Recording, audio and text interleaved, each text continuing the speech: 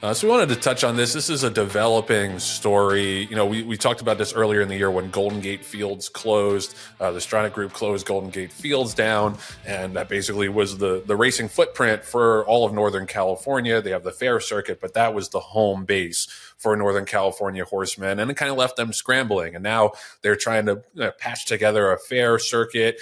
Pleasanton now is like the main locale for Northern California racing for the moment, and the handle numbers have been terrible for the early parts of the Pleasanton meet, and people are noticing. And it elicited a response from Aiden Butler from the Stronach Group, where he brought forth this idea that there needs to be some kind of cooperation between the Northern California horsemen and the Southern California tracks.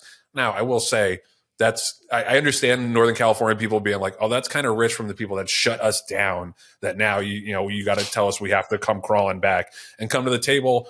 That being said, it just is an untenable situation with what's going on right now. Santa Anita is having trouble enough filling races and filling cards, and obviously the Northern California does not seem like they have a permanent solution for the loss of Golden Gate Fields. So I think there definitely does need to be one circuit for the most part, with maybe a couple of fairs, week-long fairs popping up here and there in the north. It's tough because it's a long ship and it's costly. It's people don't want to relocate, understandably, from Northern California. There's a lot of bitterness that is like the undercurrent of all these negotiations. But from what Aiden Butler is talking about and from what the CHRB has been saying, it does seem like there's some kind of room for cooperation here. And I really do not want to see California racing go away. California racing is, especially at Santa Anita, has been a staple of American racing for like about 100 years, pretty much. And I don't want California racing to go away because that'll be the biggest domino to fall, to suggest that eventually we're just going to have Kentucky racing. And I don't think that that's anything anybody wants in this business. I think there's a lot of nuances to this discussion. Not having the subsidies from alternative gaming, I think, is really the main culprit of why Santa Anita is struggling so much. But yeah, this is John. I read these stories and it's just like, yeah, I get why there's animosity here, but we're all in the business of wanting to keep racing going in California. They just need to put their heads together and come up with a solution. Yeah, and Joe, there's no easy answer, and we've interviewed dozens of people here on this show asking about California racing. Most recently with Michelle Yu, who highlighted a lot of the issues going on in California. Whether it's because you can't find the proper labor, it's too costly. The purses aren't good enough. There aren't enough horses. So when you're running in a 5-horse field, and 3 of which are usually by one trainer. So there's a lot of things. There's a shortage of horses out there. So there's a lot of issues. It's not just 1 or 2 that are making this situation into a difficult one. And Joe, I've had the benefit of sitting in on a lot of horse related board meetings, and I have to say that this one actually was I wouldn't say must-see TV, but if you're going to watch one, I would recommend going onto the Pollock Report and reading the article. And there's a clickable that will bring you actually to a link for the webcast of the meeting. You can kind of scroll through it pretty quickly to get to the important points. But I give the California Horsemen's Racing Board a lot of credit for even listening, because it wasn't an item that was on the agenda. It was an ad hoc item. I think Aiden, whether he was prepared to have this conversation at that meeting or not, you have to ask him. But he did certainly voice his concerns and opinions, and gave a couple of suggestions, albeit without any real substantive plan behind it or details behind it. But they did listen, and hopefully that's part of an important progressing dialogue that's going to continue to move forward. Joe, I thought the other interesting thing about the meeting was the fact that, if I'm reading the article correctly on the Pollock Report, there was actually a representative from PETA who gave a lengthy, well-documented presentation on unsanctioned horse racing. And you'd say, well, we don't care because we're sanctioned horse racing. Why should we give a shit? Again, it's the idea that when there's breakdowns involving athletes that are, equine athletes, it has a negative impact, negative effect, negative appearance on the overall racing community. And I think that the fact that they came in and made a presentation and then said, hey guys, why is this important? Aside from all the other, reasons that I mentioned, well, it's important because there's a CHRB rule 1902, which Joe, but for the benefit of our listeners, I'll dictate, which basically prohibits licensees from participating in or even attending non-recognized race meets. And PETA said that's not being properly enforced. And you know what? They're right. And they were right to the point where Vice Chair Gonzalez said, it sounds like we have some work to do with our stewards, to be quite honest.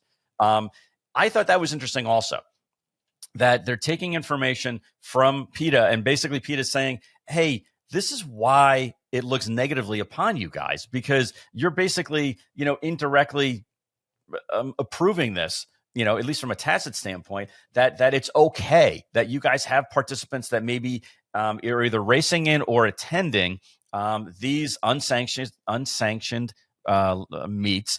And because of that, horses are breaking down. And that's why you should be concerned, because if you're in the equine industry, then you should be concerned about all equine related athletes that are dying.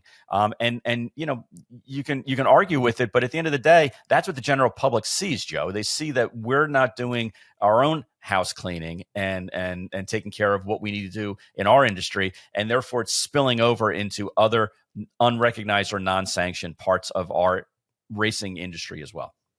Well, yeah, and that's the individual in question was a jockey that rides at low salaries, quarter horse jockey that supposedly was at these unsanctioned races. He says he was just attending, and unclear whether or not he was actually riding. But yeah, I mean those places are horrible and cruel, and I think it's good that somebody is on top of it. I mean, just going back to the original point, I think I would love to have somebody on from CHRB or some of the movers and shakers in California racing to discuss whether or not there was a push to get historical horse racing or to get in with the Native American tribes and try to get casinos on site at some of these California racetracks, because they're doing their best to put on these cards, and they've done a great job in terms of increasing safety.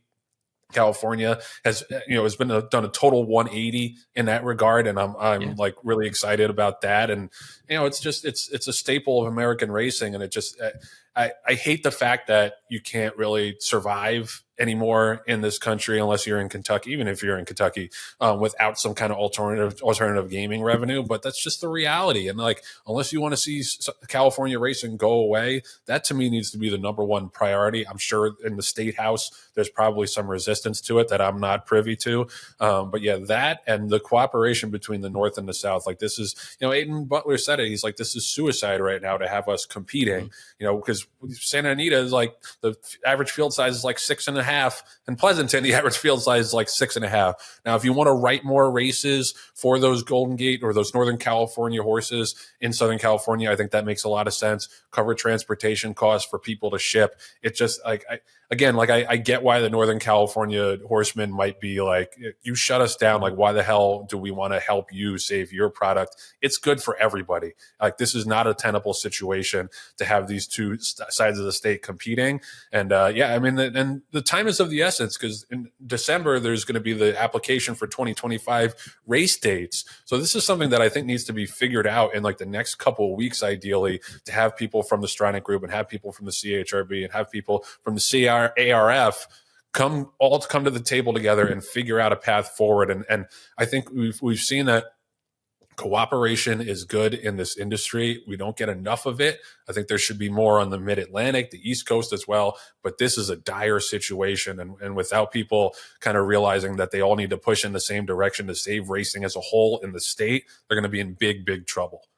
And switching gears, just to jump in there, I mean, again, we extend invitations all the time, but I think, it would behoove everyone in the industry if Chairman Ferraro would come on, or Vice Chair Gonzalez, any of the commissioners. Obviously Aiden, we've had on before, but we're trying to help solve this problem and help increase communication on how to make it a viable part of the industry. Because you're right, without California, that's a major domino that's going to fall. And I don't think there's another state that you can point to that you would say, hey, this is where the slack is going to get picked up. This is where an up and coming racing organization or racing state is going to, step in the shoes of California. There's a reason why the Breeders' Cup is in California every other year. It's not just because of the weather. It's because, there's a lot of positive things that can be done with California racing. They're just not at that point right now. But any communication, any dialogue that we can help promote, that's what we're here for. Yeah, no, for real. Like I don't want to see California racing go away. So yeah, if anybody wants to come on and chat or send us an email or something about what's going on, we'd love to at least be in the loop. If not, be able to help the situation. Moving forward to this coming weekend, we've got the Churchill, we got the Clark card, we got the Saturday races with the Goldenrod and the Kentucky Jockey Club Stakes. So this is kind of the last big hurrah in Kentucky racing until the spring.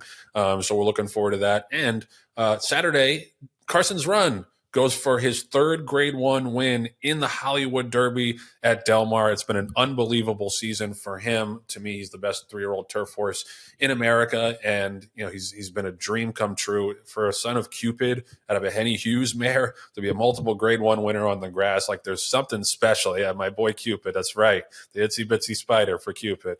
I can't wait for that. Del Mar's got the big closing weekend as well before the Los Alamitos and then Santa Anita at the end of December. One horse in particular I'm looking forward to watching on Saturday is Jonathan's Way in the Kentucky Jockey Club. I thought he was the best 2-year-old I saw all summer at Saratoga, and then he didn't run a step in the Breeders' Cup Juvenile. So I don't know what that was about. Maybe the pace was just too slow. I'm interested to see how he bounces back. I like that they're running him back, relatively quickly, only 3 weeks or I guess 4 weeks after the Breeders' Cup. So I'm looking forward to seeing him and seeing what kind of big 2-year-old performances pop up out of the weekend. Because there were a couple others I wanted to mention as we do start to look forward to the Derby. Bob Baffert had a 1-2 on Saturday at Del Mar, a horse named Romanesque. That won first time out, and it's a horse who ran second. I can't remember the name, but was really, really impressive too. So those are two to look for in the early into 2025.